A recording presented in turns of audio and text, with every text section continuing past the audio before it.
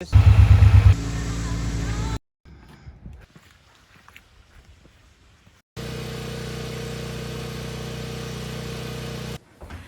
morning and welcome to Full Circle Ozarks.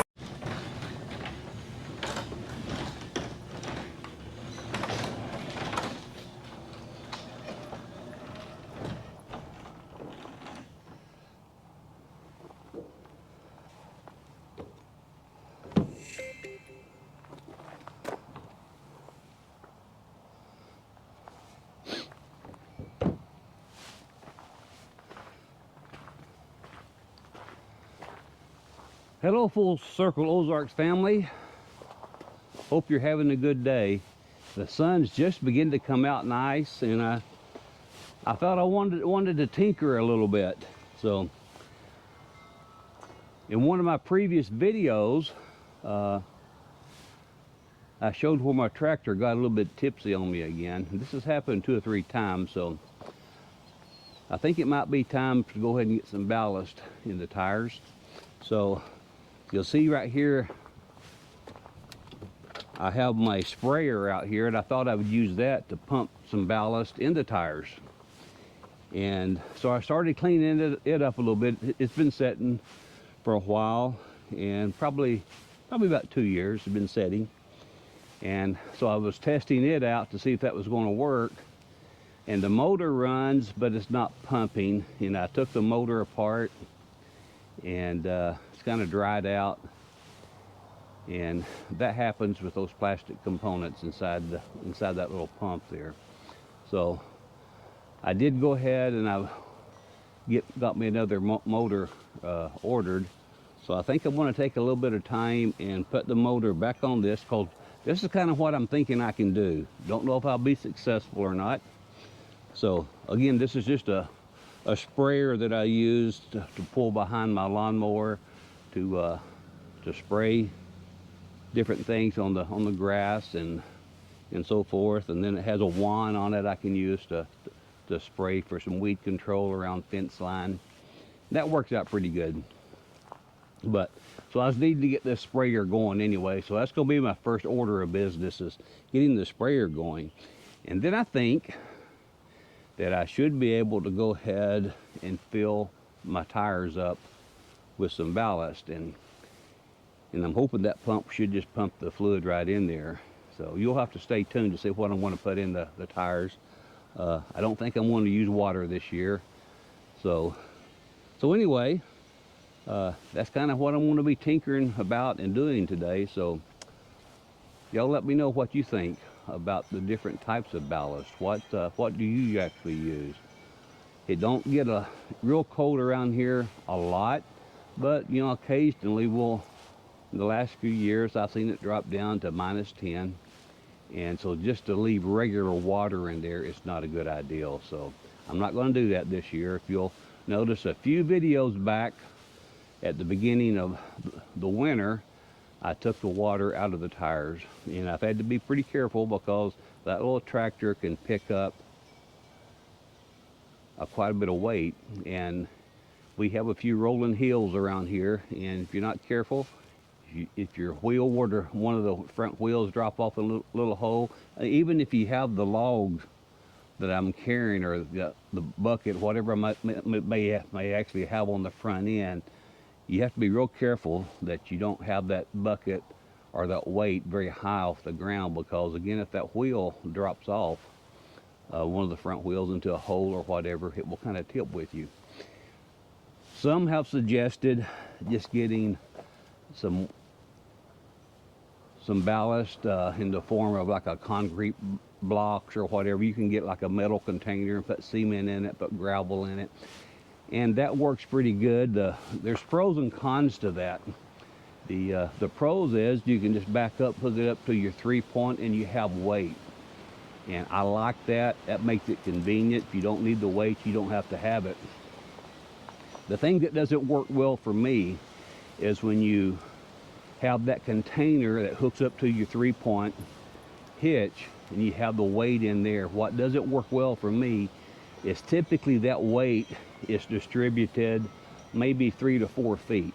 It doesn't extend past the wheels. And so it doesn't help as much on tipping. You can still tip left to right pretty easy. So that's why I prefer to have ballast in the tires. That puts the center of gravity further out and really helps to keep the tractor on the ground the way it should be. So anyway, I think I'm gonna look at this here again, make sure that I'm ready, get the motor attached, make sure that's pumping. If that's pumping, then I think we're going to go ahead and put ballast in the tire. So let me gather a few tools. I'll be right back with you.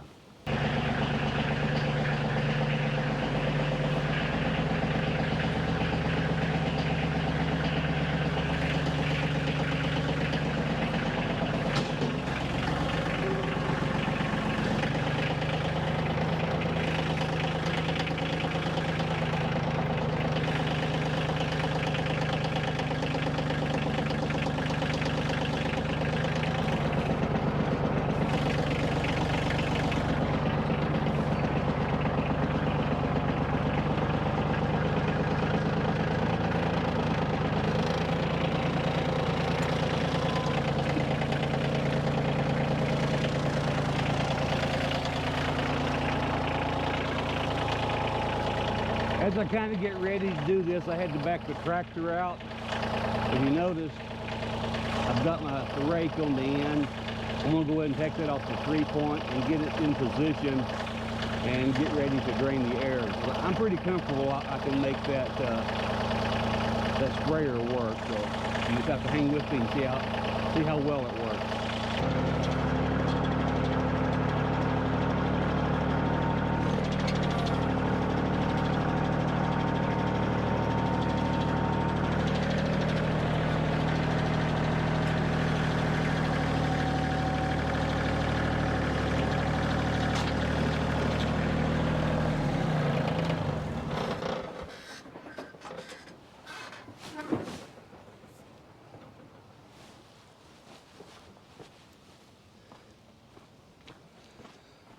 This looks like a pretty good spot. I can get the jack under it and jack it up. These valve stems, I got to get moved up, so we'll get that done. Before I get too carried away, let me make sure this motor is going to mount okay. I had got this one in. It looks to be an identical replacement, with the exception this one has an on and off switch here. This one does not, but that's okay. The wiring harness that plugs into here has the on and off switch on it, so that should work. So let me see if the screw hose mounts up, and we'll see how it goes.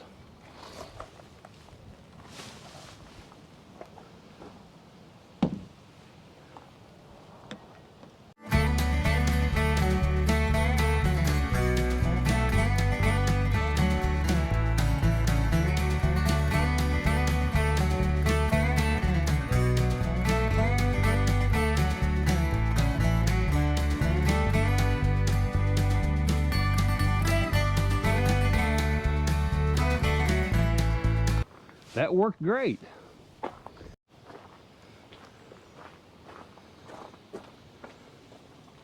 Here's my wiring harness, and it has an on and off switch right there. We'll get it plugged in here.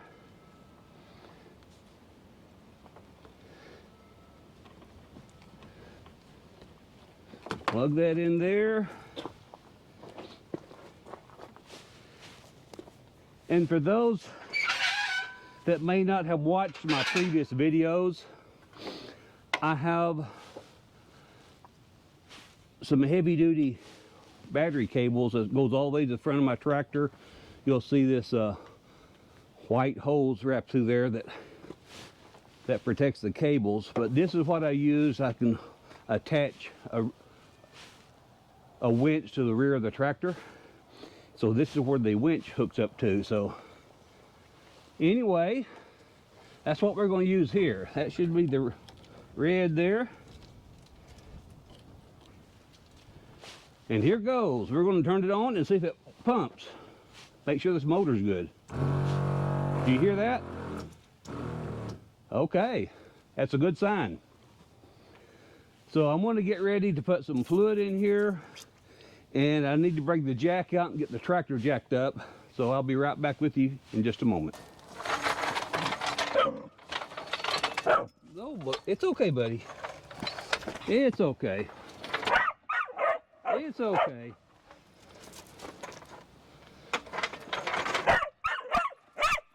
Hey, it's okay, buddy.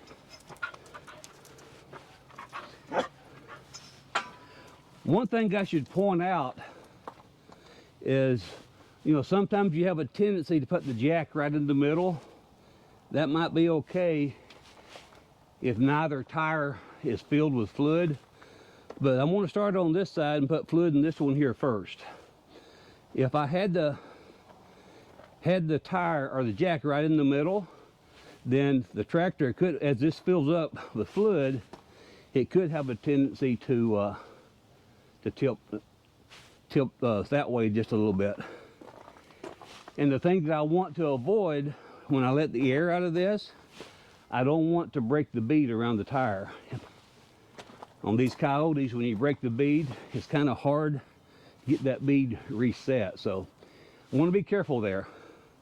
But I may have to jack both tires up long enough to get this valve stem at the top. I need it at the top, so I'll do that first, then I'll move the jack.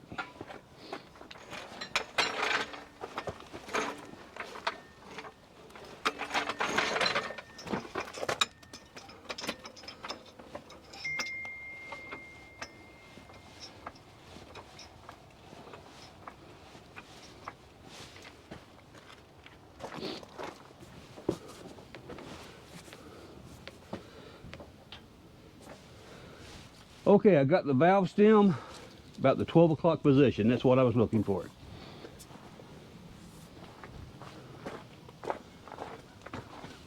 And I'm going to go ahead and move the jack.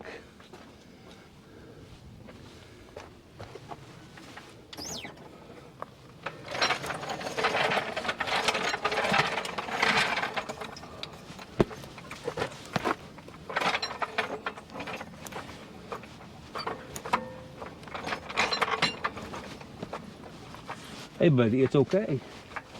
It's okay.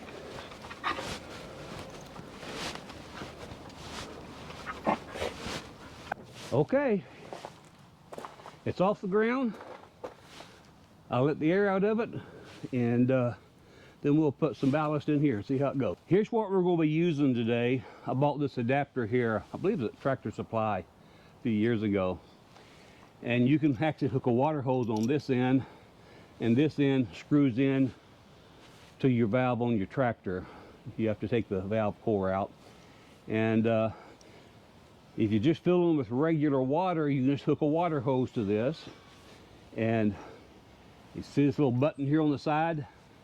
Every now and then you'll have to bleed the air pressure off so fluid will continue to go in. So that's going to be the same way with this here. I should be able to hook the water hose up to it and get the fluid to go in. The hole is a little bit small. Probably can't see it there.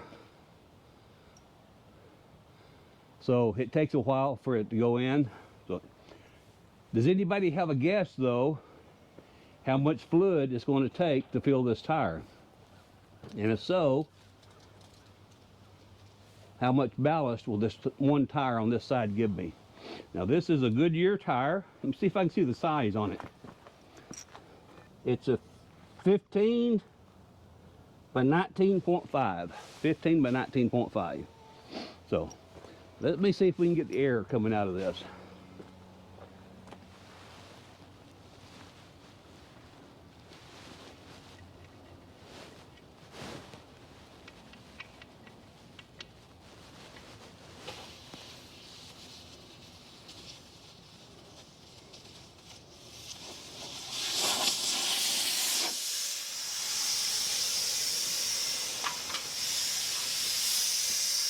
That's going to take a little while to bleed out. Well folks, here we go. This is what I'm using for ballast. RV multi-purpose antifreeze. And it's good to minus 50 degrees Fahrenheit. So, I got a bunch of gallons of these right here. So, we'll see how much it's going to take to fill these tires up. So we're going to start pouring probably about 5 gallons in this sprayer and see if we can get it pumped in.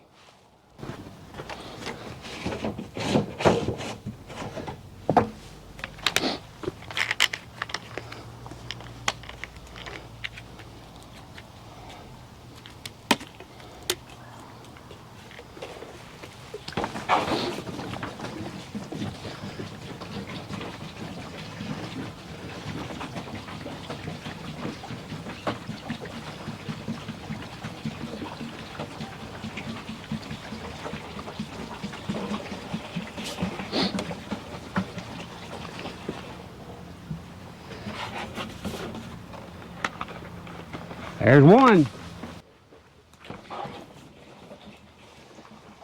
I'm not going to make you watch putting all the RV antifreeze into here, but you know, so I will break away and I'll be back with you in a moment. But just a comment about this RV antifreeze.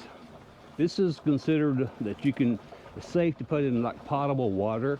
And one of my concerns was making sure that whatever I used, in case I had a flat and we lost the fluid out here, I didn't want to harm any of the animals on the property. So that was why I chose this.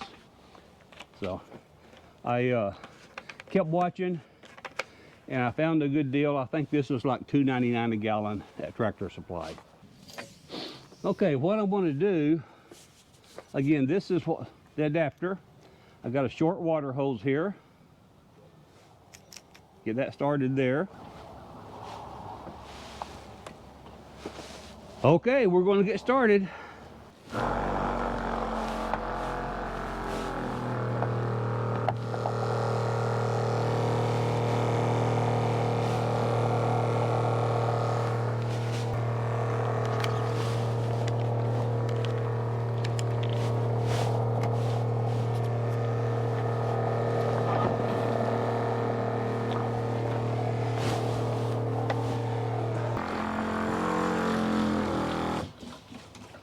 Well, we are making good progress. I'm bleeding the air now out so I can put more fluid in. Hope you can hear it.